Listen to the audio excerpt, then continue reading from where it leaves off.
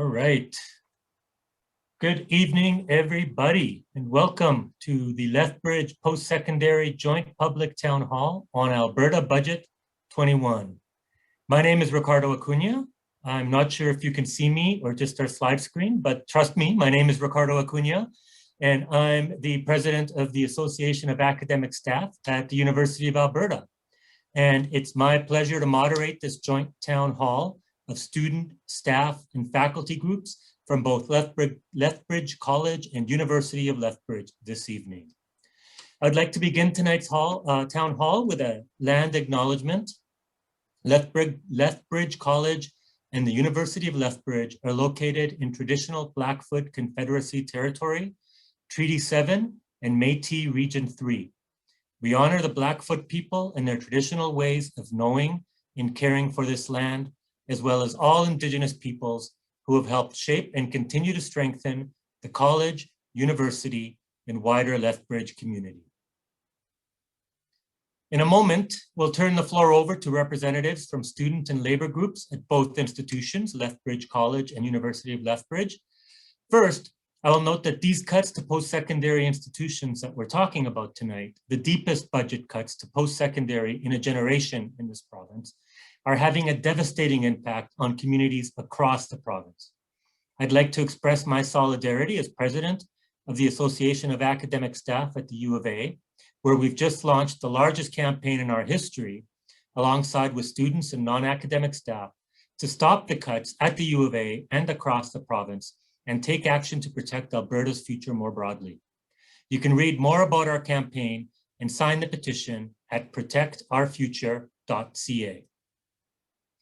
Tonight, however, we're here specifically to focus on the impact these budget cuts are having on Lethbridge and the surrounding area.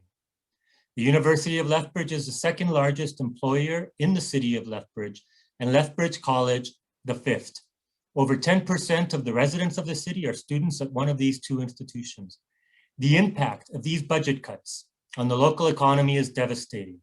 As such, this joint town hall has been called by labor and student groups to explain what impact these cuts will have on the two schools and the broader community. This town hall has been organized by representatives from the Alberta Union of Provincial Employees, Local 53 and Local 71, Lethbridge College Faculty Association, Lethbridge College Students Association, Lethbridge Public Interest Research Group, University of Lethbridge Faculty Association, University of Lethbridge Graduate Association, University of Lethbridge Graduate Students Association, and the University of Lethbridge Students Union. The format for this evening will be a 5-minute presentation from each of the panelists, followed by a chance for a Q&A with the audience. Please write any questions you have in the chat box available. We will address questions following the final speaker. Just a quick reminder about Zoom etiquette for this kind of event. This is a respectful conversation, and we will not tolerate any inappropriate questions or comments, and we reserve the right to remove anyone who is being disrespectful of panelists or other participants. I will note that tonight's town hall is being recorded and will be available as a matter of public record. We issued invitations to several public figures, including the Minister of Advanced Education, who was unable to join tonight. I am not sure if we do have other people with us, but I am not seeing any. So if you are out there and I've missed you, send the panelists a chat and I will introduce you when we get a chance. Now, without further ado, I will move to introduce our speakers, and we are going to begin with the student representatives, then move on to our representatives from labor. So our first speaker is Ryan Lindblad from the University of Lethbridge Students Union. Ryan is the Vice President External for the ULSU. His role is to represent student needs and concerns at all levels of government and to try and ensure that policy decisions being made will benefit students and make their time in the post-secondary sector better. Through this past year, he has advocated to the government to make the system more affordable and accessible for students, to stop the cuts to post-secondary education, and ensure proper funding for our schools, and to increase the funds currently being directed to a variety of on-campus supports such as mental health services and campus sexual violence prevention. Over to you, Ryan. Thank you so much, Ricardo. The ULSU opposes the provincial budget released in February, and we are saddened by the continued cuts we are seeing directed at our institutions and the lack of support being provided to our students. In a time when post-secondary students have needed more support than ever due to the COVID-19 pandemic, the government has continued to make university more expensive and thus less accessible for Albertans wanting to pursue post-secondary education. Across the sector, we have seen a cut of $135 million to the Campus Alberta grant. That is a massive cut to institutions that have already been experiencing layoffs, academic restructuring, and the delays of major projects due to previously slashed budgets. The University of Lethbridge itself has seen a cut of 5.8% to our funding, and this will work out to a reduction of approximately $5.7 million for our institution, which has already been slashed year after year. This also comes at a time when students will once again be looking at another potential hike in tuition of 7% in order to make up for these reductions in government funding. Once again, the provincial government is expecting students who are currently living in the worst health crisis of our lifetime to pay higher prices while providing less supports. The budget also shows the beginning of performance-based metrics, which we have been fighting against for the entirety of this year. We've seen that the government will only focus on one area in which a couple metrics will be measured. The government will have 1 to 2 metrics based around work integrated learning. This is currently only a 1-year agreement, but it will still put the Uofl at risk of potentially losing another 0 to 5% more of its funding if the measures are not met. The mental health grant for students has been frozen for this year, meaning that there will be no cuts to this funding. However, there will also be no increase as we have been advocating for. And as of right now, this freeze is a 1-year agreement, but they are already in the process of making it one that lasts for 3 years. While we are happy this funding was not cut, we will also continue to advocate that this funding needs a massive increase before it is frozen so that student mental health can be properly supported. Regarding campus sexual violence, there currently exists no specific budget line for this area. It is important to note that this does not mean there is no funding, but just that we do not know what that funding looks like yet. In multiple meetings with the Advanced Education Minister since the night of the budget release, I have asked about this subject, and I was simply told that more specifics for that funding would be seen in April with the release of the Alberta 2030 review. Our concern is that without specific money set aside for these measures, they will be looking to take, the Alberta 2030 review will be looking to take largely symbolic and potentially not thorough enough measures. Overall, our fears are that students' decisions on whether to attend post-secondary education or not will become less about if they have the drive, intellect, and talent to do so, and more about if they are in the socioeconomic position to afford it.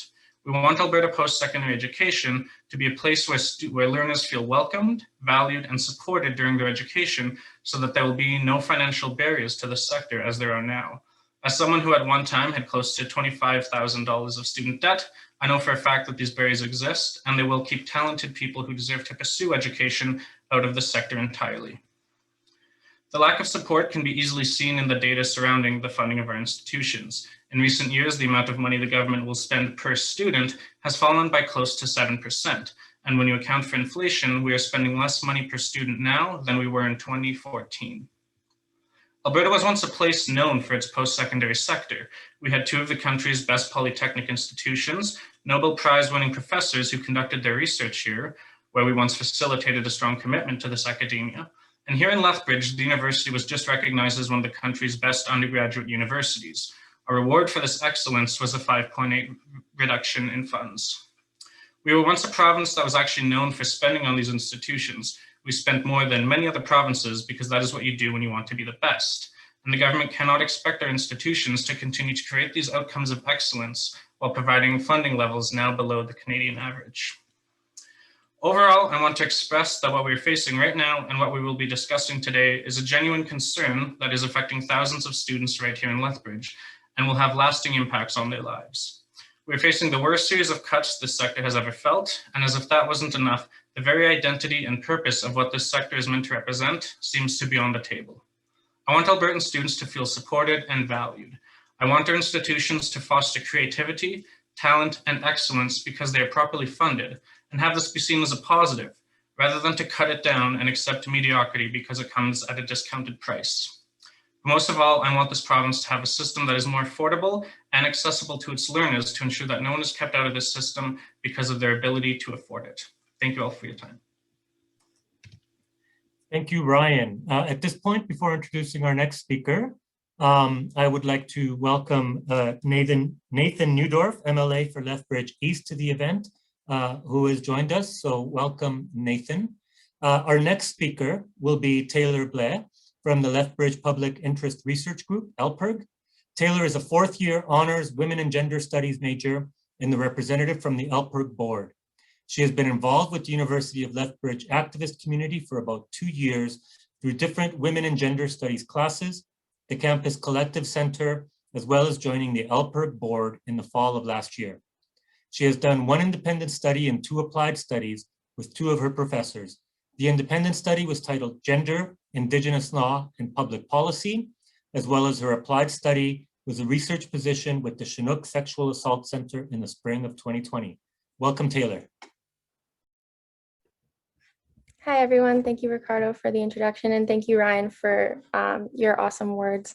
I wanted to speak to the direct impact that post-secondary education cuts are having on me as a student, and as well as my fellow students, so more of a personal account. So I came to the University of Lethbridge with the goal of getting a job out of it. My mom is a nurse. She got her diploma and didn't actually attend post-secondary. She only received her degree later in life. And my father is a correctional officer. Therefore, he isn't university educated. So I come from a very working class background here in Central Alberta. So I started majoring in psychology because I thought that would be the easiest degree that would get me a range of jobs, except for the fact that I didn't like it. No offense to any psych majors out there, it just wasn't for me. So I changed to a double major in psych and sociology with a minor in women and gender studies, and I loved my women and gender studies classes more than anything.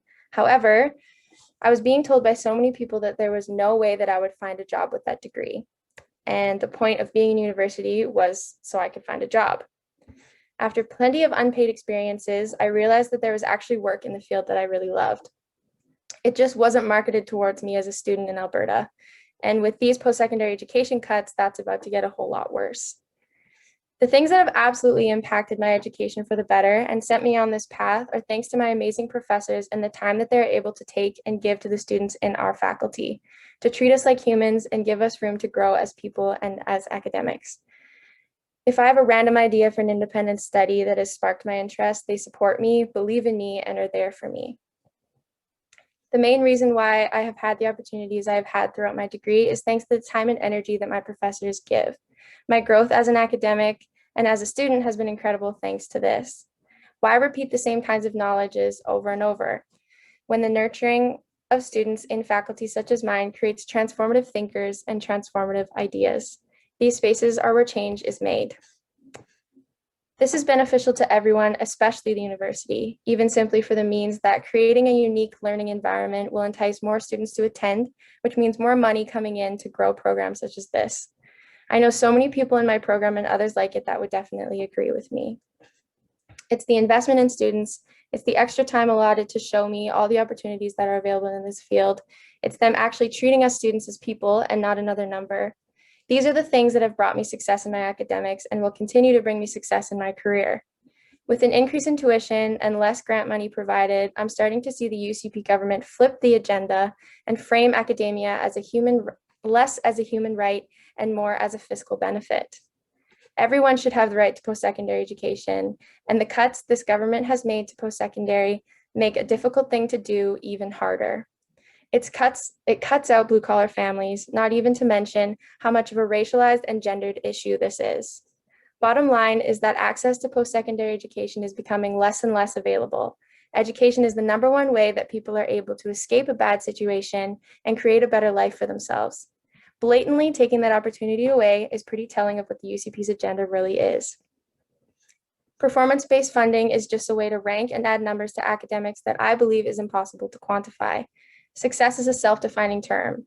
Lack of grants and funding means less time from our professors, but also less opportunity for us. We rely on these grants to find paths to success and do meaningful work. Taking those away is making it next to impossible to garner success, even in the UCP's definition of what that means. It is a vicious cycle that has no end if nothing gives. Academia is created to educate. We are not tools that you can gain money off of. We're students, professors, staff, and human beings that deserve the means to learn and grow whether that leads to the UCP's definition of success or not. Thank you so much for listening. Thank you, Taylor, for those comments. Before we move on to our next speakers, I'd like to welcome Shannon Phillips, MLA for Lethbridge West, who has joined us on the webinar. So welcome, Shannon. Our next speakers will be Lauren Zink and Jackson Ham from the Uofl Graduate Students Association and the Graduate Association, respectively. Lauren is a PhD student in biosystems and biodiversity at the University of Lethbridge. Lauren is in her second year as president of the Graduate Students Association at the Uofl. Jackson is a second-year master's student studying neuroscience. He sits on the GSA as an independent representative, as well as Vice President Labor. As VP Labor, he chairs the University of Lethbridge Graduates Association on the Labor Relations Committee, which is the union that all academically employed graduate students belong to. Lauren, Jackson, over to you. Thank you, Ricardo. Graduate students are a vital component of the university and cement the university's designation as a comprehensive academic and research university. Graduate students allow for increased teaching and research capacity, propelling our institution forward to remain on the forefront. There are many aspects of graduate education experience at the University of Lethbridge that are unique, driven primarily by the outstanding research programs that our faculty members run.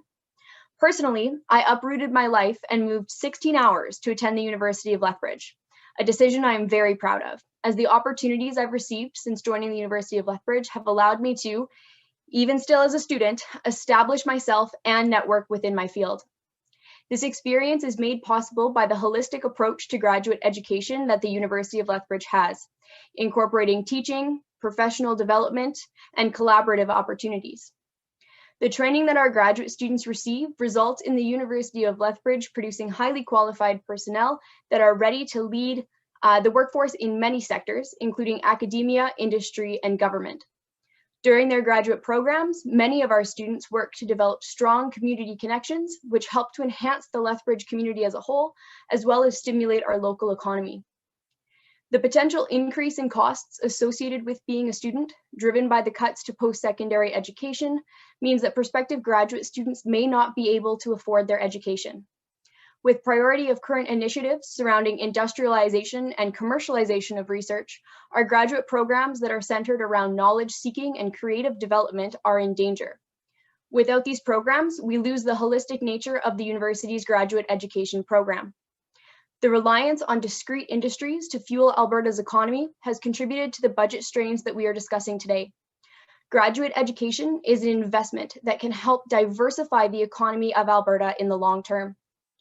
There is a high degree of competition in the recruitment of graduate students, and it is imperative that we continue to invest in our graduate programs in order to attract and retain the quality students that are going to be the driving force behind our economic growth moving forward.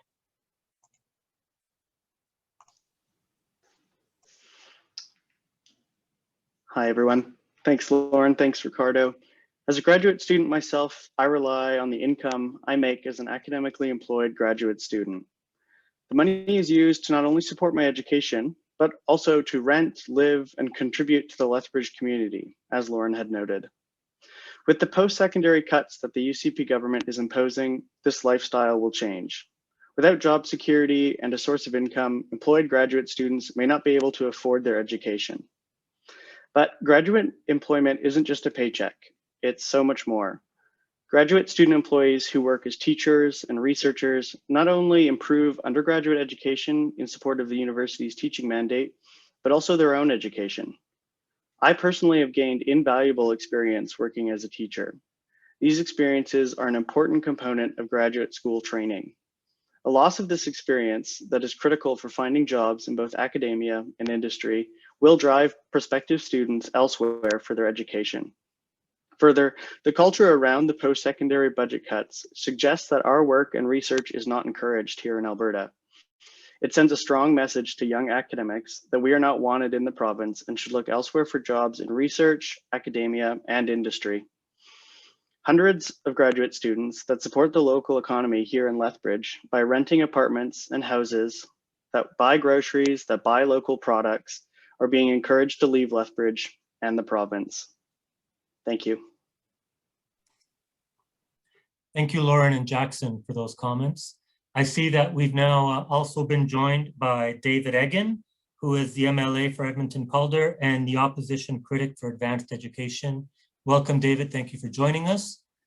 Our next speaker is Bobby Jo Barodi, who is here from the AUPE Provincial Executive and from Local 71. Bobby Jo is one of 6 vice presidents with the Alberta Union of Provincial Employees, currently assigned to represent the members in Calgary, Alberta. Elected in October 2019. Before this role, she was employed at Olds College for 18 years as an admissions officer in the Office of the Registrar. She's been fortunate enough to further her education at several institutions within the province, including Red Deer College, Olds College, and NAIT. Bobby Jo? Thank you very much, Ricardo. And yes, so in my current capacity, I am a vice president for the Alberta Union of Provincial Employees, but in my previous life, I came directly out of post-secondary education. And so this sector means a lot to me.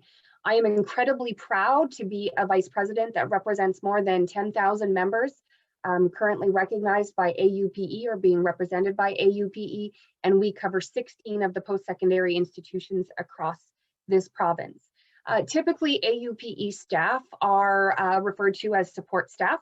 I'm sure that the folks on the line here tonight recognize what support staff means, but for anyone who might be questioning it, essentially, the support staff are the folks that are doing all of the work behind the scenes that contribute to a positive student experience, that ensure that classrooms are clean, that bookstores are stocked, that timetables are prepared, and that rooms are booked, and that essentially students can actually participate in a college experience because our admission officers are processing applications and helping students start their journey on a post-secondary path. So the members that AUPE represents are incredibly integral to the entire post-secondary education sector, and sometimes it feels like we don't necessarily get the recognition that they have rightly earned up until this point.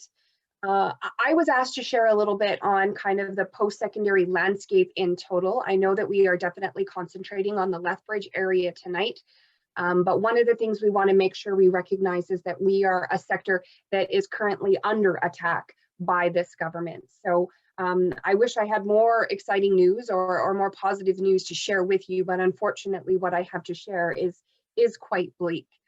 With respect to the 2 institutions that we're addressing tonight, the University of Lethbridge and Lethbridge College, just a little bit of facts for you. So at the University of Lethbridge, we've lost 45 AUPE positions, with more than 150 of those individuals having to go through and experience temporary layoffs. At Lethbridge College, we lost more than 100 AUPE positions last year. And what we have to look forward to is a UCP budget that clearly promises to cut an additional 750 full-time jobs across the sector in this province. So unfortunately, it doesn't look like there is a light at the end of the tunnel with respect to the direction that this government is currently pursuing with post-secondary education. Almost all of the post-secondary institutions are currently in bargaining. And what we're finding is that, again, we are dealing with, for lack of a better word, a disgusting process. Now, don't get me wrong, we a lot of times hear that we are bargaining as single entities because we do in fact bargain with specific employers or post-secondary institutions. But the reality is that we are in fact bargaining with the government. They are in fact setting the direction and including parameters and criteria that no post-secondary institution is allowed to fall out of with respect to what it is they can agree to within bargaining. What we're finding is that employers are coming to the table and they're proposing a number of very wide-scale concessions. Now, they are all over the map, and a lot of times when people hear about bargaining in the media, a lot of times it just centers around wages. And I want to tell you that if it was just wages, I don't think we would be in the position that we are in right now, but it is wages and it is so much more. So we actually are looking at rollbacks of approximately 2% to 4%, depending on the institution. Keep in mind that these are rollbacks on top of years of zero, numerous previous years of zeros. So of course, zeros in fact relate to rollbacks because as we know, the cost of living never goes down, it continues to go up, but our wages are not matched by that, that cost of living increase. In addition to wage rollbacks, we are seeing the employer come to the table with some cuts to what are considered to be long-standing benefits. These are benefits that family rely upon for their, for their caregivers, their family members that are working in this institution. And ultimately, we're seeing rollbacks to health spending accounts, vacation days. They're wanting to impose such measures as attendance management system. When we have clear examples of these not being systems that have worked for other industries and other areas previously, we see them wanting to limit or completely curb our fundamental rights to participate in labor activities and labor education, because of course they don't want a strong workforce that could potentially stand up to them. So we're having to deal with that. And ultimately what we're seeing is a complete decimation and a slash to what we're all striving for, which is a healthy life-workplace balance. And all of that is of course being thrown on top of the fact that we're looking at the employers who are proposing massive privatization to services that have been longstanding at these different institutions. We know that privatization is often touted as being a cost saver, but anyone who has firsthand experience with outfits who have been privatized knows that that is a myth, that privatization will end up costing more in the long run. But more importantly, what we see is that the quality of service that we receive will suffer. So we know that if we are going to see privatization to food services, cleaning services within our institutions, our bookstores, for example, that it will be the students who will suffer the most when it comes to the level of service that they've come used to. And ultimately, we also see a high turnover in staff when we have privatized services as well. Everything that I've just described really just culminates into a work environment that's rife with anxiety. It's very difficult for people to be successful in their professional life if they need to work under constant anxiety and the fear of job loss and job security. So ultimately, in the labor movement here, what is it we're trying to do about this? Well, we're doing everything we can, of course, to stop the cuts, to fight back. AUPE specifically launched a Fightback campaign in the summer of 2020. It is aptly named Save Advanced Education. A lot of the initiatives and the direction that we are moving in and our goals with respect to this campaign can be found on the aupe.org website. So if you're interested, please, I encourage you, go have a look. Our campaign is also running parallel and at times overlaps with the Public Interest Alberta Stop the Cuts to Post-Secondary Education campaign that they have currently launched. More information on their campaign can be found at stoppsecuts.ca. Some of the things that both of these campaigns are pursuing, both of them have lawn signs that we are distributing to supporters that are out there. So you can go to both websites and request a lawn sign should you wish to display it proudly in your front yard or your window. We're working on photo petitions as well that will be delivered to MLAs across the province to hopefully let them know that Albertans overwhelmingly are not in favor of the direction that they are taking with respect to what they're doing to the post-secondary education. We've had successful sidewalk chalk protests as well as drive-by protests because of course we do live in COVID times right now, and so we need to make sure that our direct actions are appropriate. And we are hoping that all of this will culminate into post-secondary days of action. So anything that you folks can do to support these campaigns is very much appreciated and needed. Thank you very much. Thanks, Bobby Joe. And just to let all the participants know that we'll be reminding folks of all the campaigns that are going on for post-secondary education as we approach the end of the webinar, so people can engage with any or all of them as you wish. Our next speaker will be Jake Cameron. Jake is the chair of AUPE Local 53 at the University of Lethbridge, where he works as a system support specialist. Jake. Thanks, Ricardo. Good evening, everyone. As my sister Bobby Jo Barodi just finished telling everybody about how post-secondary is being affected for AUPE. I'm going to talk more about the experience on the staff side and how people are feeling at the moment. And I can tell you right now, when you go to work on Monday morning, Tuesday morning, Wednesday morning, and so on, you're just waiting to see if you're getting a layoff notice, because that's how people are feeling right now. I constantly have people asking me if I've heard about any more layoffs coming. People are worried about paying for their groceries, their rent, their mortgage, whatever. Like, it's a genuine concern right now in post-secondary education for our staff.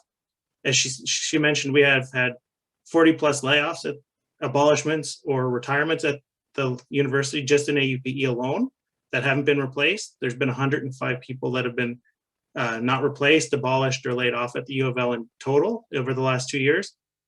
And it's starting to hurt. People are stressed out about their job because they're worried they're going to get laid off. They're picking up work from all these other people who've been laid off. And there's just a general consensus that it's just, more and more coming, and the government just keeps slapping this on. Every single one of these cuts hurts, and it hurts not just us, it hurts Lethbridge. If you look at economic development Lethbridge in 2019, they believe it was 2018, they talked about how 20% of the local gross domestic product, the GDP of Lethbridge, $1.3 billion, is generated alone through healthcare and post-secondary education in Lethbridge. That's a ton of money that goes into this economy. And every time somebody loses a job or money gets cut out of our budgets here, that's money that goes out of this economy. And this is what the government's doing. They're not only attacking post-secondary education, they're attacking the people who live in all these communities as well. Because every time a dollar leaves that community, that dollar leaves that community. And it's just plain nonsense. There's no reason for this government to be attacking post-secondary education, healthcare, government employees, anybody, because every single one of these cuts hurts everyone. That's all I have to say. Thank you, Jake.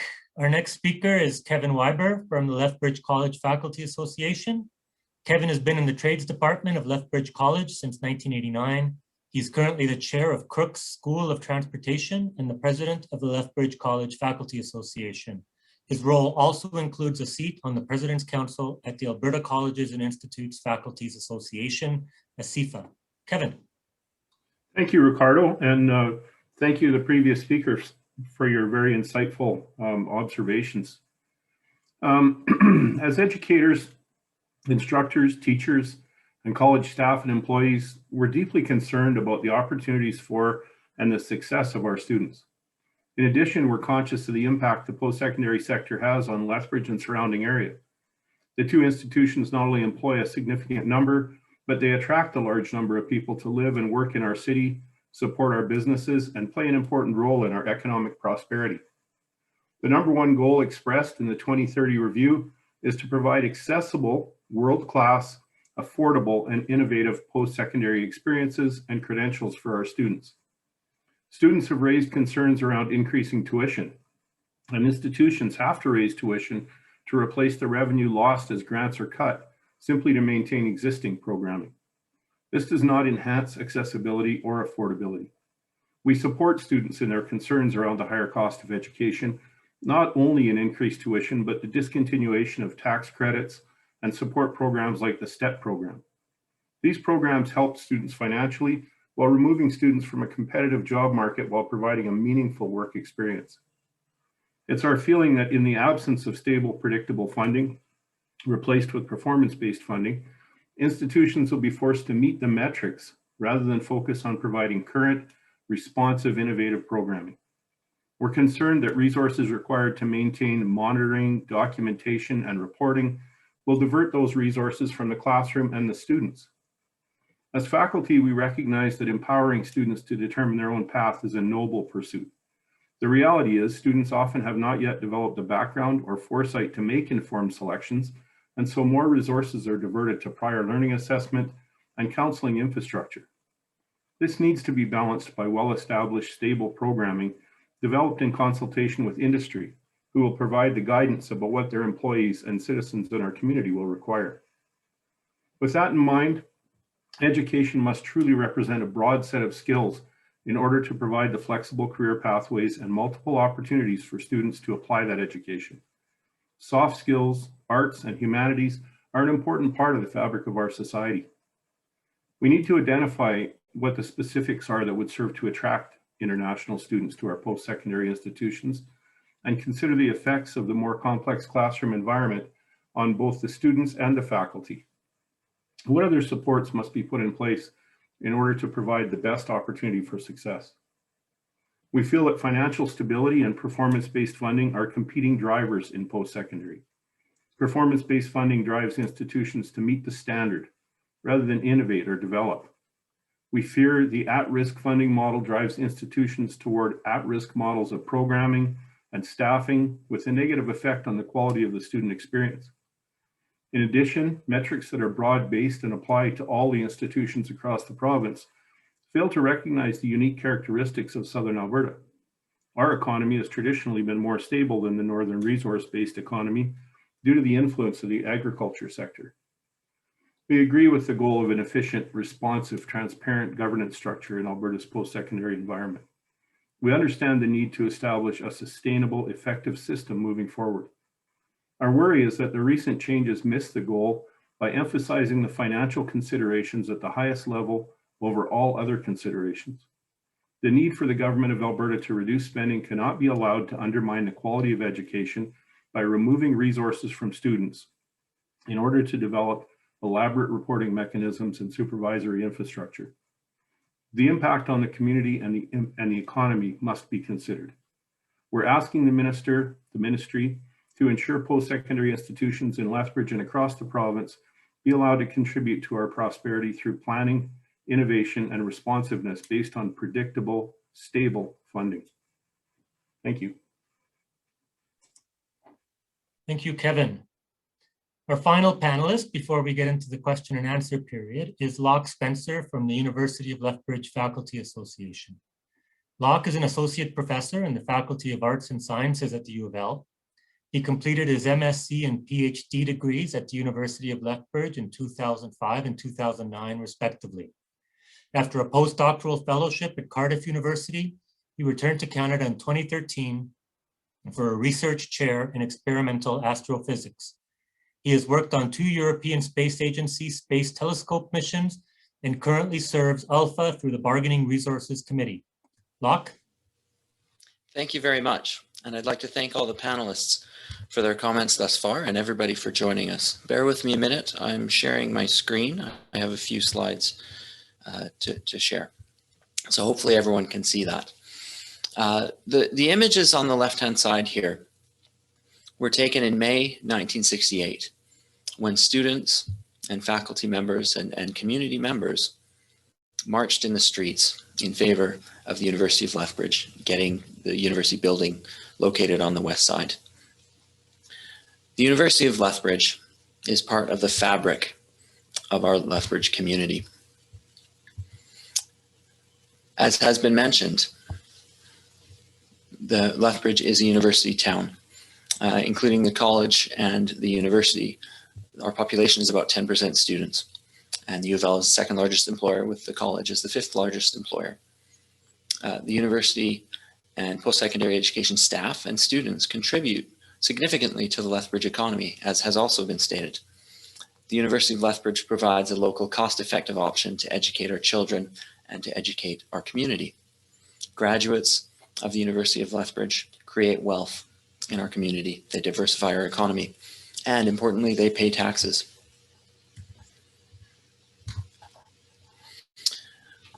I'd like to make some comments on the McKinnon report. Now, that was commissioned by the current government and released in August of 2019. There's a section dealing with post-secondary education in the McKinnon report, and a link to the McKinnon report is here, and you can find this easily through a search engine of your choice. One of the main aspects with respect to post-secondary education in the McKinnon report is the comparison of how we're doing as a province with respect to British Columbia and Ontario, specifically mentioning the revenue mix and the spending profile for students to support students in the province. Another note is the administrative expense of post-secondary education in Alberta is significantly higher than in British Columbia and in Ontario. The chart here in the bottom left shows the cost to the provincial government per full-time equivalent student for Ontario, British Columbia, University of Alberta, University of Calgary, and University of Lethbridge. You'll note the University of Lethbridge is the lowest cost in this group. The plot on the bottom right also looks at the cost per student, and this plot was taken directly from the McKinnon report. And here is the dot representing the University of Lethbridge. This is all here to show and illustrate that the University of Lethbridge is already at or exceeding the targets within the current provincially government created McKinnon report for post-secondary education. The University of Lethbridge is not the problem. Cuts, however, are ongoing at the University of Lethbridge. The plot here shows cost of living adjustments for university faculty across Lethbridge, Alberta, and Calgary, and compared against inflation in the light blue. My very first meeting when I joined as staff at the University of Lethbridge in 2013 was to vote in favor of a 1% pay cut due to the budget and economy at the time. More recently, we're in negotiations for our current contract, and the University of Lethbridge the faculty have been proposed a 4% cut. And through consultation with other institutions across the province, this is in fact the biggest cut on the table right now. And with the university having already met the McKinnon report goals, we're just eroding the quality of our education. The lower plot here shows this cumulative effect of these cuts, where the University of Lethbridge is over 10% below where we were almost a decade ago. This isn't just an effect on faculty, this is an effect on our institution as a whole. The plot on the right shows over the next 4 years something that's around a 20% cut to the university's funding. This is on top of the recommendations made by the McKinnon report and is not understood. This reduction in resources makes it significantly harder to retain and attract faculty members. There's a reputational cost as well, where it makes it harder to attract students from outside. That brings us to the great news that we got in October of last year as #2 in Canada in the primarily undergraduate category for the Maclean's University rankings. Uofl has done quite well recently with Maclean's, but I'll stress that this high ranking is fragile. It appears that we are now burning our furniture to heat our buildings, not literally, but figuratively, of course. The cuts that we're experiencing right now and that are projected over the next several years are having an immediate negative effect on our institution, our community, and our local economy. Also, diluting the quality of our post-secondary education system will have long-term effects within our institution and within the Lethbridge and area regions. So our Maclean's ranking, and importantly what that stands for, and our international and national reputation and our ability to provide high quality education are suffering. And just closing with the table, as has been indicated already, we've already lost over 100 people. There are more retirements coming. It is uncertain whether there's replacements or not. We are in a scenario where our institution is facing substantial change and significant difficulties in offering the high quality, world-renowned education that we have developed and worked hard to develop over the last decades. Thank you. Thank you, Locke. And a big thank you to all of our panelists for your thoughtful framing of the impact of these cuts on your own constituencies and on the wider community. We've now got time for a question and answer period. I will be reading the questions that have already been provided in the chat box, and these will be answered in the order in which they've been received. Additional questions can be typed into the chat panel, and we will do our best to keep these in the order received and work our way through as many as we can between now and 8:30 when we're scheduled to wrap up. If your question is to a specific panelist or group of panelists, please indicate so in your question itself. Our first question is, what do you think of Uofl's faculty structures task force's proposals to restructure the university? Is restructuring inevitable? And if so, how can we influence it? And I think, Locke, this is probably best directed at you to get us started here. Okay, thank you. An excellent question. And for those community members who are less familiar, the faculty restructuring and task force that's being spoken of here, there's actually over 20 different unique task forces on campus looking at ways to affect cost savings at the university. And within that, one of them is faculty restructuring, and that just recently came up at one of the GFC meetings, General Faculty Council meetings, where they're considering maybe having arts and science split and having a faculty of science and technology. There's a model where there's 2 faculties, there's 3, there's 4, there's 5. And in terms of the information that I have access to and that is publicly available, I can only say that there's a lot of details that are not there yet. And I do not understand how much of the proposed changes will provide significant savings for our institution. That is not to say that all of the proposed changes are bad in and of themselves. I think there's potential for good things to happen and for efficiencies to be gained and for the institution to move forward. But in the context of significant financial cuts and in the ambiguity in which the details that are available have been provided, I certainly cannot say that I'm confident that I'm aware of the winning scenario as we move forward. Thank you. Thank you, Locke. Our next question is directed at the student representatives on the panel. Do you expect the work integrated learning experiences to be paid or unpaid opportunities? I'm asking because the WIL definition released from the province includes that it should be a direct work experience linked to an employer. Lauren, why don't I hand that off to you first, and then we'll see if anybody else wants to jump in. Absolutely, thank you. I agree that the definition of work integrated learning does appear to be quite broad and doesn't necessarily specify what that experience is. One thing that's interesting to note is that there's a very diverse funding model for different work integrated learning experiences. Some are funded through grants, as Taylor was speaking to in her notes, as well as some being funded provincially and federally. Whether or not that funding remains available will then determine whether or not those experiences are available, especially in a paid format. From a student perspective, a major concern in a shift away from paid experiences and more towards unpaid experiences is that our students will be volunteering more of their time and therefore unable to make an income. We have the same 24 hours in a day as everyone else. And if we're not able to work to pay for our education, to pay for our living expenses, we get into a scene where we are going into recurring debt. And so a paid work integrated learning experience allows for some of the financial relief to our students. And should those paid positions be transferred to unpaid, it does bring about a further stress to our student bodies. Thanks, Lauren. Ryan, would you like to touch on this one? Sure, yeah, I can speak to this a little bit, but honestly, Lauren covered it incredibly well.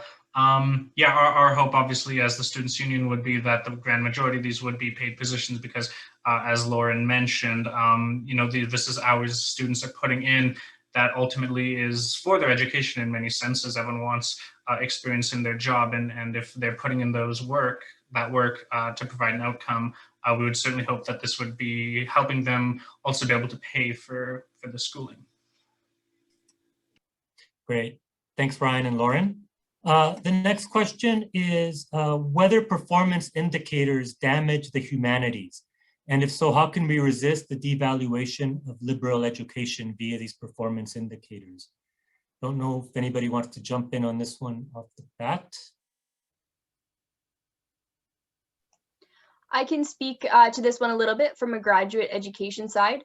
A lot of the metrics that we've heard of relating to graduate education are relating to commercialization and industrialization and employment that happens directly out of graduation. The concern with humanities knowledge-based, creative-based programs are that they may not see that same profitability, that same industrial partnerships throughout graduate education that we may see in a STEM type of program. And there is concern that funding will be differential between those two types of matrices.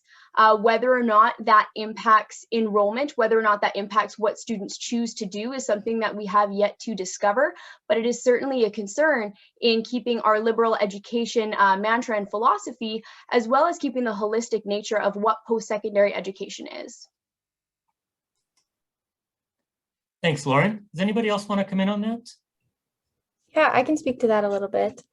Sure, thanks, Taylor. Yeah, no problem. I can speak to this kind of from a personal perspective, that kind of what I talked about in my presentation was just like STEM and whatnot, kind of like what Lauren said, is considered to be more employable and kind of more beneficial, but there are spaces in our province for humanities, and I would argue that it is very beneficial to kind of like diversify even within those job opportunities for humanities students. So I do think that, yeah, it is very important to notice how humanities students are performing and how that's important for Alberta. Thanks, Taylor. I'm going to go to Ryan on this and then over to Locke for comments. Ryan, go ahead. Thank you, Ricardo. Yeah, I know that this is something that undergraduate students are incredibly worried about right now. Over the summer, in fact, myself along with other General Assembly members from the Students' Union helped to organize a letter writing campaign where we sent over 200 student letters to the Office of the Advanced Education Minister. And we know for a fact that people are terrified that their major and their faculty may receive less funding because many of the measures are based on outcomes from salaries and whatnot after school. And I believe at one point one measure was looking at the minimum essentially wage that somebody would be making with that degree after 2 years, and faculties that are potentially producing fewer workers that are working after 2 years with their degree could ultimately be facing cuts and less support. And obviously that's a major concern because we don't want universities to simply be an area where people go only to make money. It's about finding the faculty that can earn you the most instantly. University is meant to facilitate passion and talent, and students should not be punished because of any faculty that they decide to go into. So performance-based funding is absolutely a concern, I'm sure, for all levels of students right now. Thanks, Ryan. And Locke? Thank you. I'll just add a little bit of my perspective to this, and I can't speak for all of humanities. I'm in the physics and astronomy department, but in general, about a year ago, the first cuts that we received out of the current government were in some respect based on surpluses of previous operating budgets. And then the additional cuts came in November, and they were retroactive for the current year they came in. So even though it was a 3-point-something% cut, for the time remaining in the year, it was significantly more than that. And right now, the cuts that we saw were different than what was announced previously. We're in a situation where it's difficult to plan what the budgets are, I imagine, if I was a university administrator. On top of that, the performance indicators add another layer of imprecision and inability to plan. On top of that, you don't know what your budget is depending on what these performance indicators are and how well you met them. In principle, having some goals and metrics there is something that you can do, but it has to be recognized that they add to the instability of your financial position, where we already are uncertain as to the operating grants we have from the province. We are encouraged effectively not to save for a rainy day by the way that cuts have been administered based on operational surpluses. And it certainly creates a very challenging environment, regardless of whether the metrics are good or bad, the way that they're punitively distributed right now. Thank you. Thank you all. The next one here, I guess, is more of a statement than a question. It says, it's from Shannon Phillips, Lethbridge West NDP MLA. Thanks to the organizers and all those pushing back. Please let us all know how we can signal boost your activism and advocacy. I'm here for you, and so is our entire caucus. So please let us know.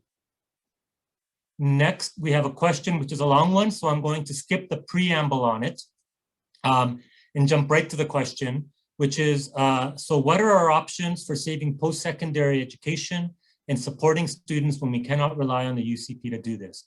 As a graduate student, this is important to me, but also as a parent of children who are in the post-secondary and who will continue entering it in the years to come. Anybody want to jump in on this one? Bob? Sure, I can take this one as a fellow graduate student. Okay. I think that your situation really highlights the diversity of what a graduate student's life can be. You know, you're both a parent of post-secondary students and a post-secondary student yourself. And it really highlights that the system is not, there's no one quick fix. There's no one magic button that we can press that will solve all of these problems. But one thing that I think all of our groups can agree upon is that we're going to need to innovate. What that innovation looks like is yet to be determined, but thankfully our university and college house very great minds all concentrated together. So it's hopeful that with the proper consultation, with the proper networking, that hopefully we can innovate a way to maintain the quality of post-secondary education that we have here in Lethbridge. Thanks, Bobby. Joe, you wanted to come in on that? I know I totally understand your feelings and your frustration because we hear it all the time.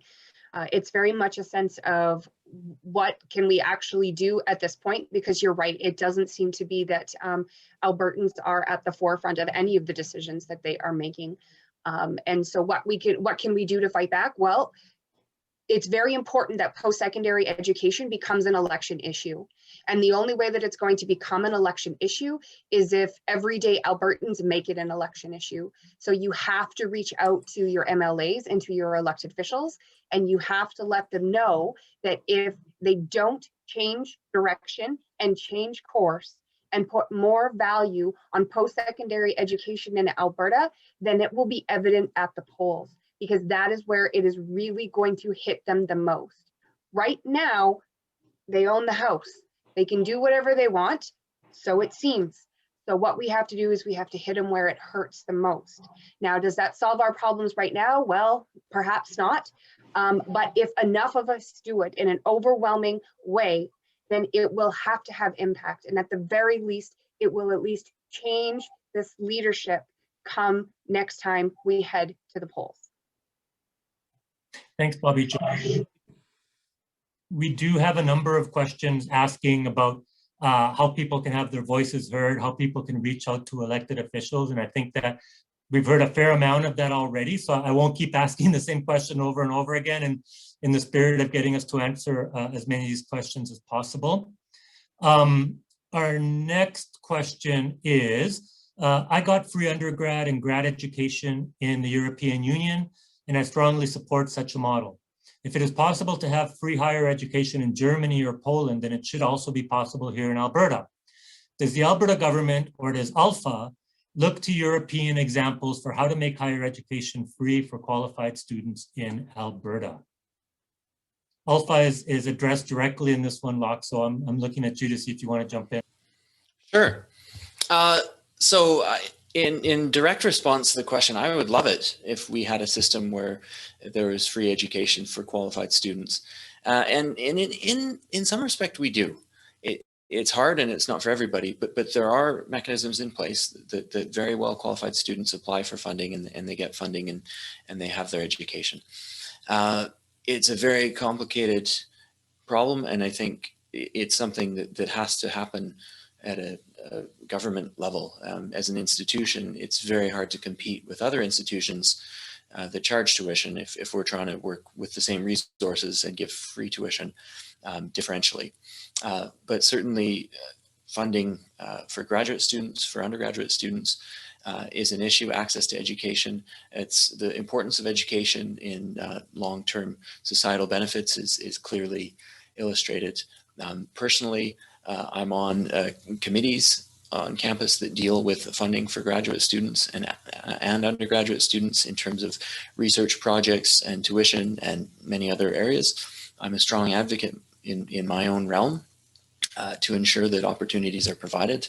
I have a research group and I have graduate students, and I have the responsibility of ensuring that they get funding.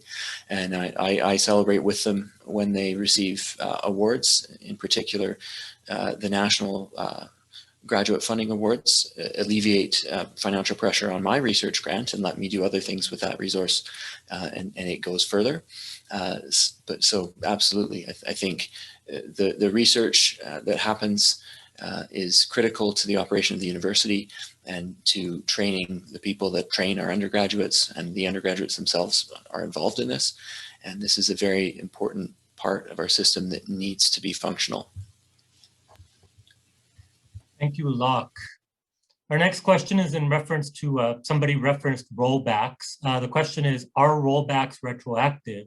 I.e., do we have to pay back to prior pay periods? And I believe that Jake, you wanted to take a stab at this one. So normally when rollbacks are issued, they're retroactive to the date that the collective agreement has been signed. They usually don't go back farther than that. So in most cases, unless it was to be bargained to go back farther, that wouldn't, and I can't see Alpha, AUPE, the GSA, or any of those groups being willing to do that or doing something along those lines. That would sit with your bargaining committee at that point. Thank you, Jake. This next one has been submitted anonymously. It says, I've been anxious about my job security for over a year now since my manager's position was eliminated last February through the cuts. I'm increasingly reluctant to spend any extra money on anything discretionary in favor of building up my emergency fund. I'd like to be doing more to support our local economy, but until we have seen the end of these cuts, I will continue saving as much as I can. I would like to know if any of the units here have been encouraging their members to reduce discretionary spending in favor of savings as both a smart preparedness plan, as well as to demonstrate the impact that these wages have on the economy. Perhaps potential to include in post-secondary days of action. And maybe we can just work our way through the union reps on this one to see if you're encouraging your members to spend less and if there's a potential action here on this. I don't know who'd like to jump in first. Jake, go ahead.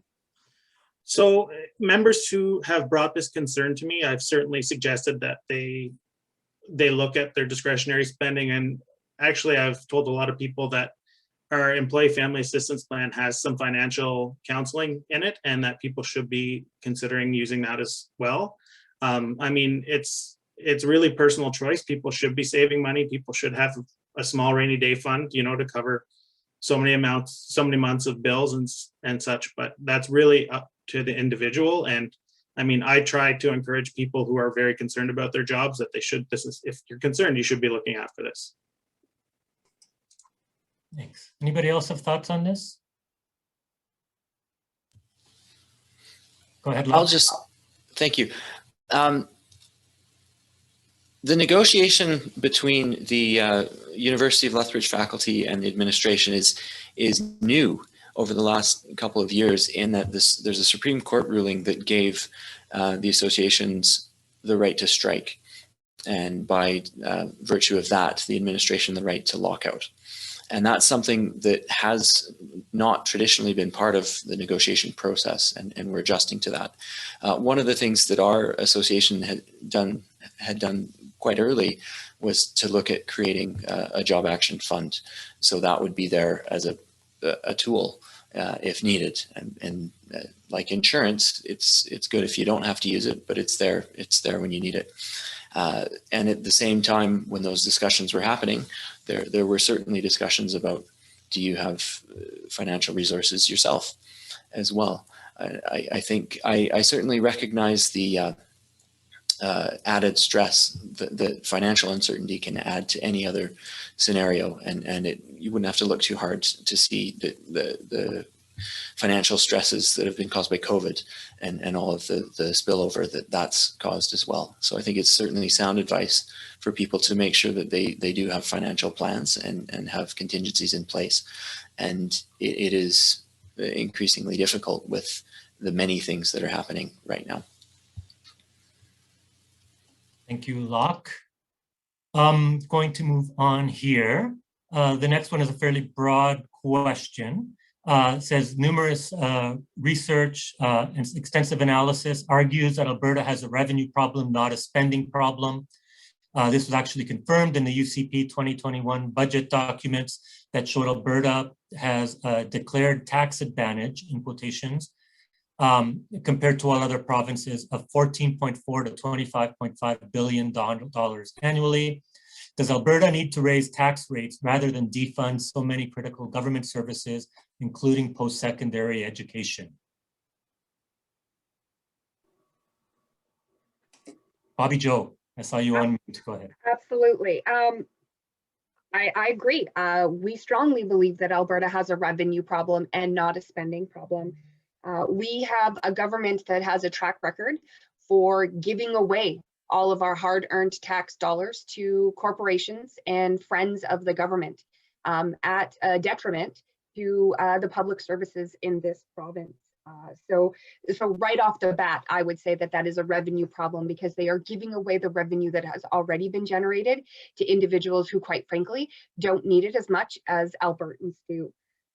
We've got a group of individuals that are just consistently making poor money decisions. Like I said, already giving away billions. We all know what happened to our tax dollars with respect to pipelines that essentially are going nowhere fast. We are not seeing the creation of any jobs within this province. And Alberta is now boasting the lowest corporate tax rate ever in history, even during the Klein days, which we all refer to as being the harshest times that we've ever had to go through. Even Klein recognized that corporations who make more should be contributing more. But unfortunately, the current government that we are in does not share that same mindset. Truly, we just think it's appalling that we have large corporations that pay lower tax rates on their profits than Albertans do on every single dollar of income that they make. That is atrocious in this province at this time. Now, with respect to personal sales tax, we are, as an organization, we're neutral on the point, but truly, if you comparatively look at the other provinces who are paying sales taxes provincial sales tax, they are enjoying more revenue. And if we were to potentially head down an avenue like that, it would be possible to still be the province that is paying the lowest in sales taxes while significantly increasing money within this province. Now, that of course is only a good thing if we've got intelligent individuals at the top that are spending it wisely. So do with that as you wish, sir. Thanks, Bobby Joe. Next question. Why aren't the groups on this panel, ULSU, UL, GSA, AUP, etc., not questioning how the administration at the Uofl is managing its funds and revenue? While the UCP is cutting funds to PSIs, it's the responsibility of admin at the Uofl to allocate monies wisely. I don't see anyone's salaries and leadership being cut. While their salaries have been frozen for a few years, so have the wages and salaries of all staff. Salaries of our leadership are still above what it would be in industry. Shouldn't these groups be questioning salaries? And Lauren, I believe you wanted to jump in on this. For sure. Thank you. So I'd like to ensure that person who asked the question, we are certainly advocating for that. Currently, the GSA, as well as our respective union that Jackson is here representing, have been working to ensure our seats on various committees that discuss these matters. Currently, the committees are closed and confidential, so I can't speak much beyond that, but I can assure you that there is investigation and advocacy on that front. Jake, go ahead. A few years ago, we caused a minor storm in the media when we questioned why the university had a huge slush fund sitting around. Nancy Walker had to come up and pay the piper, so to speak, in front of the media about why their money is that way. They continue to claim it's all tied up in assets or in bank accounts that they can't touch, but that's how they choose to spend their money. That's not necessarily how they're supposed to be spending their money. Thanks, Jake. Kevin? I just wanted to point out that March 24th, there was order in councils put through that are dealing with compensation regulation of administration and executives. They look like they're starting from the 2018 compensation initiatives that went through, but it looks like they're growing from that and moving into other layers of administration. So the government did address that. It just hasn't quite made its way to the forefront yet. Thank you. Ryan. Yeah, I just wanted to assure whoever asked that the UOL has also had these discussions, and we've also been, of course, looking at administration and whatnot. But I also want to get the point across that the rates at which we're being cut and the specific areas where we've focused on the budget, simply looking to upper administration to somehow make up these costs is incredibly unrealistic. I want to say again, I genuinely believe that the sector itself is under attack.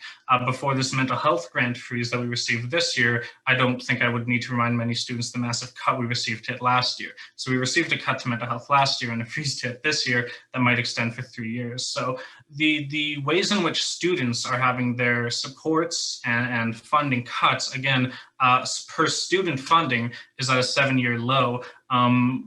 Simply looking at upper administration to somehow make up these costs is unrealistic, because the amount of money that's hemorrhaging from our sector right now is not one that can simply be made up through that. We need to be turning to government officials to say that we're worth funding, we need support, and they need to be able to support students throughout this time at post-secondary education. Thanks, Ryan. And I'm going to keep you on the hot seat there, because I think you're probably going to want to lead on the next question, which is, does the increase in tuition at Uofl match the rest of Alberta and the rest of the country? Right.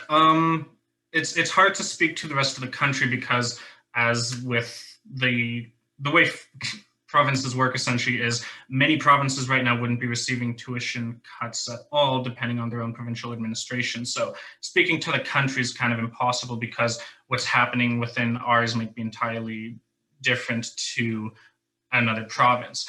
Speaking within the province, though, is our tuition rates have essentially increased by essentially 22.5%, or close to 7% per year for the last 3 years now, which was the maximum allowed.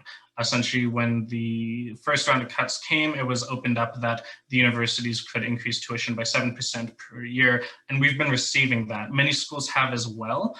We are not the only ones that have been receiving these increases, but we have definitely been saddled with most of what we could have been at this time for tuition. Thanks, Ryan. Kevin, you want to come in on this one? Yes, please. One of the issues that I think we're running into is that the government has made this a mandated amount that they have to approve. And when they say that they can raise the tuition by 7% this year, they start over again from wherever you are next year and offer an opportunity for 7%.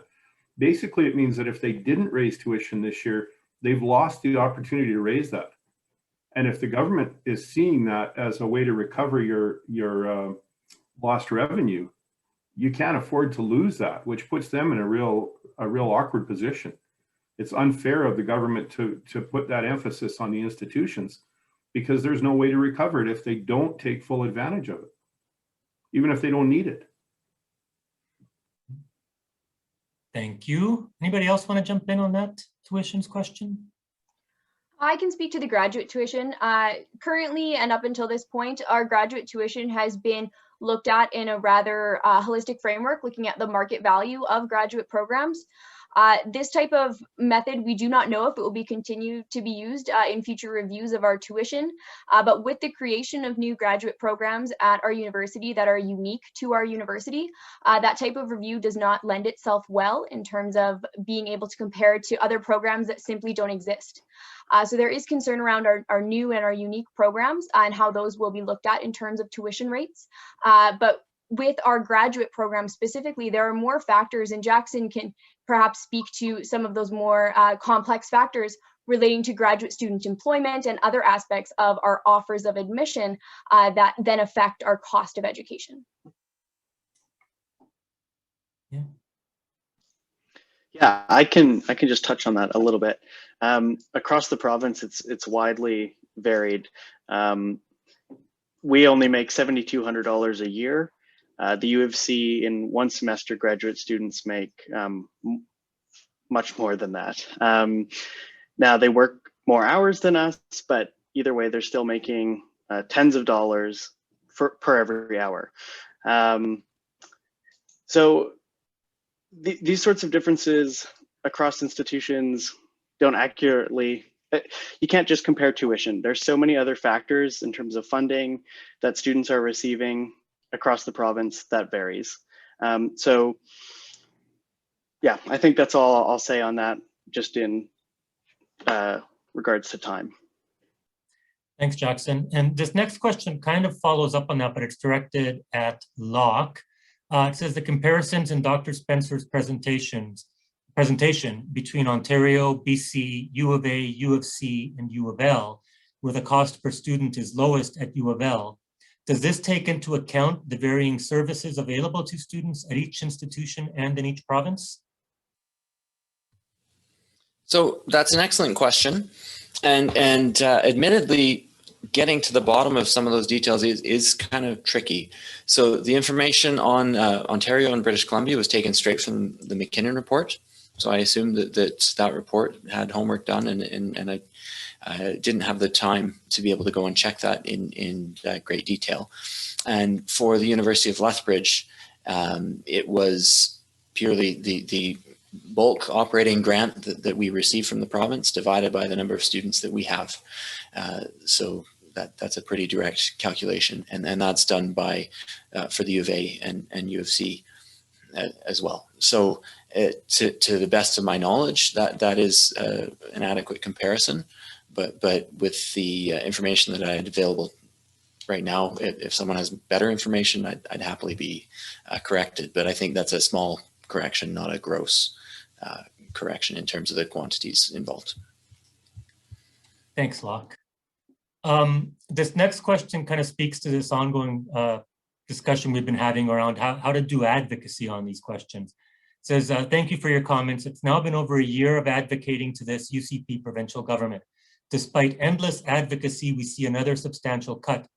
From my lived experience, many students, parents, and faculty are growing more and more frustrated and are looking to leave the province, especially after the attack on K-12 curriculum changes announced this week.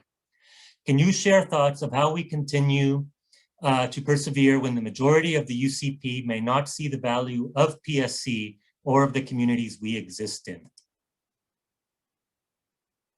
Lauren, I think you wanted to come in on this one.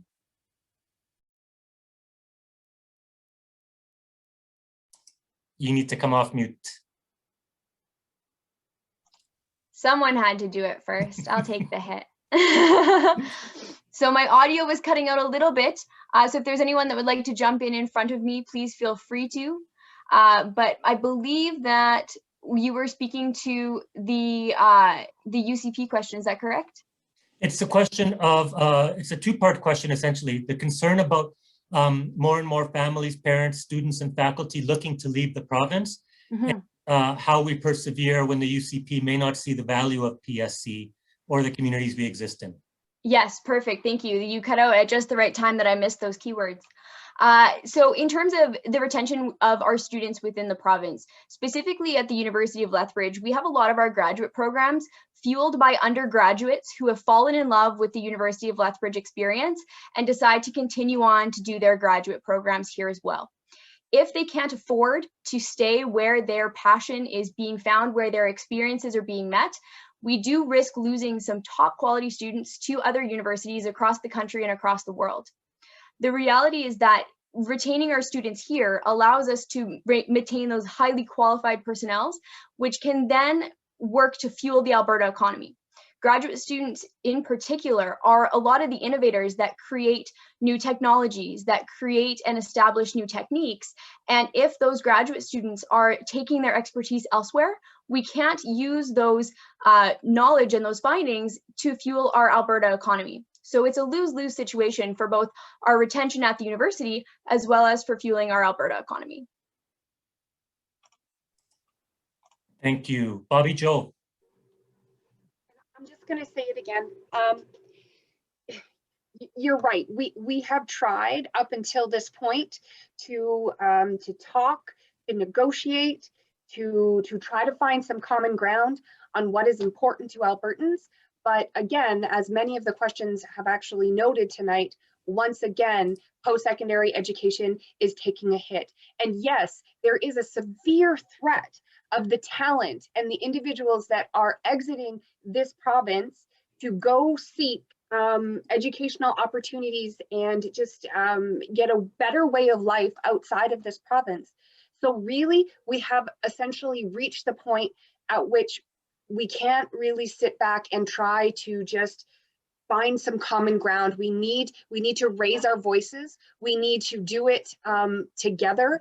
We need to be stronger together. We need to identify synergies amongst stakeholders around this province. So for so often, and it happens all the time in post-secondary, we find ourselves very, very siloed.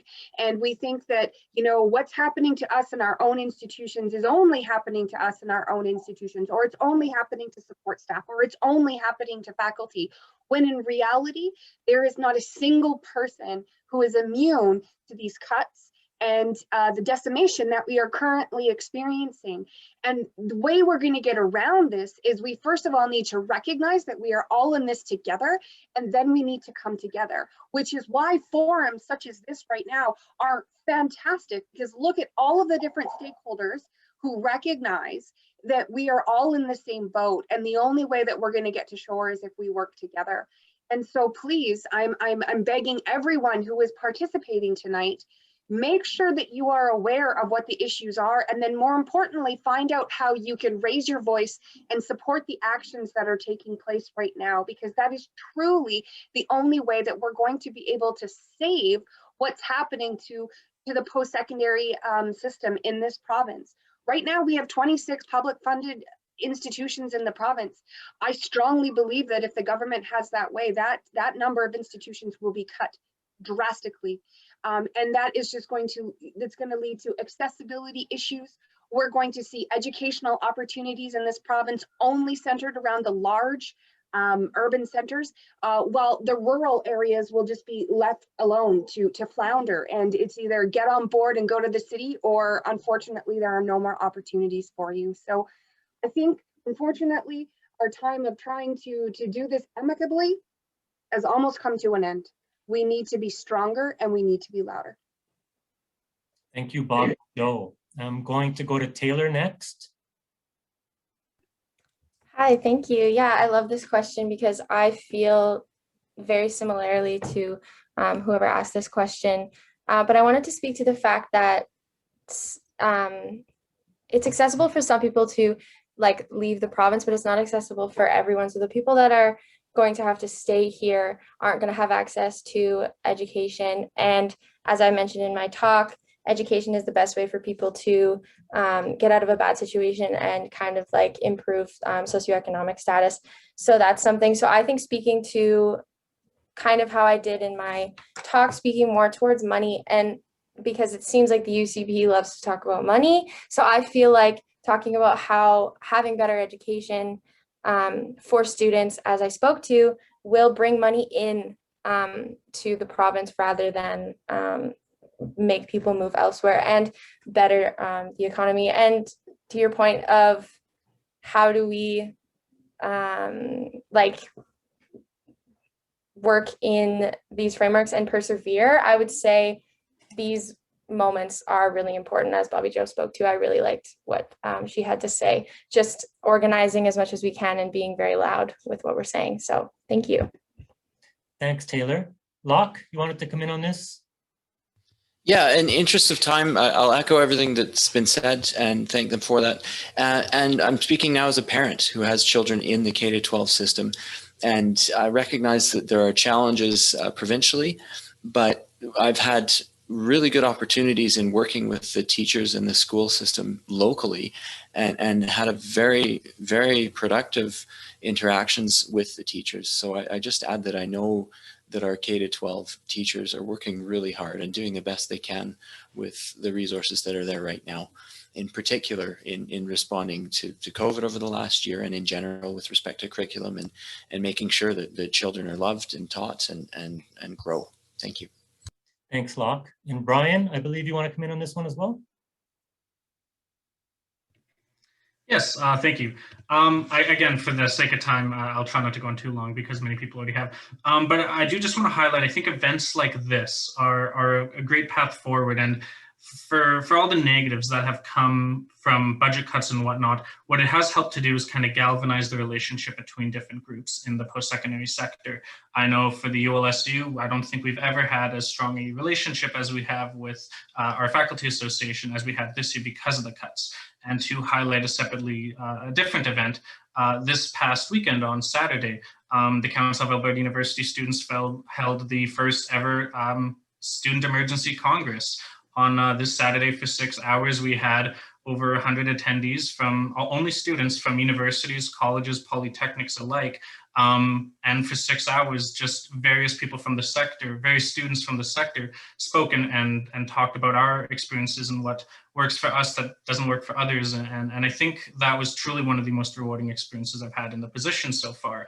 So much so that everyone at that Congress essentially voted that not only will this happen again, but it's going to happen twice a year with plans to have this become a regular event to show the Albertan government that we will advocate together, not just universities together, but universities, colleges, polytechnics as one voice saying what's happening in the sector right now doesn't work for any of us and we all need support.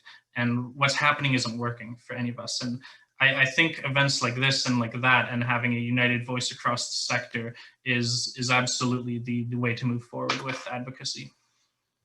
Thank you, Ryan. I do want to take the opportunity to read out now a comment that was submitted by MLA Nathan Newdorf, who says, thank you to all panelists for taking time to share your story and perspectives. I'm very proud of our university and college and work with their administrations on a regular basis for the best outcomes possible. I have heard your concerns and will take them with me to caucus and the Minister of Advanced Education. I'm going to do 2 more questions quickly here, and then I think I'll have to move to wrap us up because we are coming up at 8:30 here. So the first one is, could we address how these reductions will make life more challenging for students coming from rural backgrounds? How will these reductions negatively impact skills training? Ryan, I think you're an obvious one to take this one on in your capacity. Yeah, absolutely. I think first and foremost, the one that jumps immediately for rural students is the fact that when it came to COVID and a switch to online learning, a lot of students don't know, but in other provinces, the post-secondary education sector actually received an influx of money specifically to increase their ability to provide education to students online through various different levels of Wi-Fi and whatnot that might be available. We had nothing like that. We essentially were told that universities need to adapt how they can with what you already have. See in February when we cut your budget again. So that was the first one that really hit me for rural students. And second, I think this kind of highlights a general concern with Lethbridge students in general, which is we are an incredibly unique university in this province. We're essentially the only university where the majority of our students don't come from Lethbridge. We have 70% of our student body coming from elsewhere. So for our students, housing is a far greater concern than it is for many other students at other universities, because the majority of our students aren't living with their parents anymore. They have to cook their own meals. And I think this gets down to, again, it's not just about tuition for our students, it's a variety of different services. Despite the fact that it was a COVID year and there were less students on campus, sadly, we saw an increased use of the Students' Union Food Bank in fall when students came back because they needed those supports to be able to supplement their meals. So I think for the university population in general, the way our campus is built and what makes it appealing is that it is Alberta's destination university, but coming with that comes a broad, unique set of concerns that sadly make these cuts hit Lethbridge students that much harder. Thanks, Brian. And I think the last question I will put out there, and I get to choose what the last question is, that's the moderator's privilege. The question is, do we think a strike action where all unions across all post-secondary institutions went at the same time would be an effective tool with this government? And I'll add strike, student, job action, whatever necessary, and let folks maybe have a go around at this one quickly before we wrap up tonight. Bobby Joe, I was expecting to see your hand come up quickly on this one. Go ahead, Bobby Joe. Yes, the answer to that question is yes, indeed. And you know, a lot of times strike is used as a last resort, and we want to make sure that we don't just focus on strike, because what we are looking for and what we are essentially doing here tonight is taking collective action. Everyone who is impacted by this is working together to collectively come together and raise our concerns and let them know that we are not going to stand for this anymore. If something like a province-wide strike were to happen, of course that would be very, very powerful. But I don't want anyone to think that we can't make change if we do something less than that. We can make change as a group if we come together and we don't let anyone divide us. We don't let internal conflict prevent us from achieving the collective goal, and that is to reverse and stop the cuts that are taking place with post-secondary right now. And I would even go farther than that and say that, you know, if we're going to come out of this pandemic and be successful in any way, shape, or form, we need to be hyper-focused on post-secondary education. So I'm advocating for not just a return to normal, but I'm advocating for a province that actually does better in this sector, because that's what we need, and that's what we've earned, and that's what we deserve. Thank you, Bobby. Taylor. Oh my gosh, thank you, Bobby Joe. That was great. I just wanted to kind of echo that and just say that these post-secondary education cuts are a no-win situation right now, and it's just going to keep getting worse. So I do think that, like, the bigger stink that we can make, the better, to get people to pay attention to what's going on and how it's impacting, as Bobby Joe said, everyone. This is going to impact everyone. Yeah, thank you. Thank you, Taylor. Well, folks, with that, we have run out of time. I'd like to thank once again all of our panelists for their thoughtful participation and their words. And I want to thank everyone who showed up. What an incredible turnout tonight.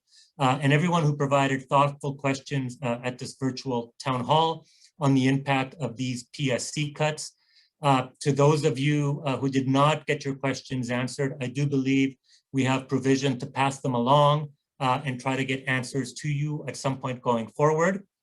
Would also like to thank Public Interest Alberta and the Alberta Confederation of Faculty Associations for their support of the StopPSCCuts.ca campaign here in Lethbridge.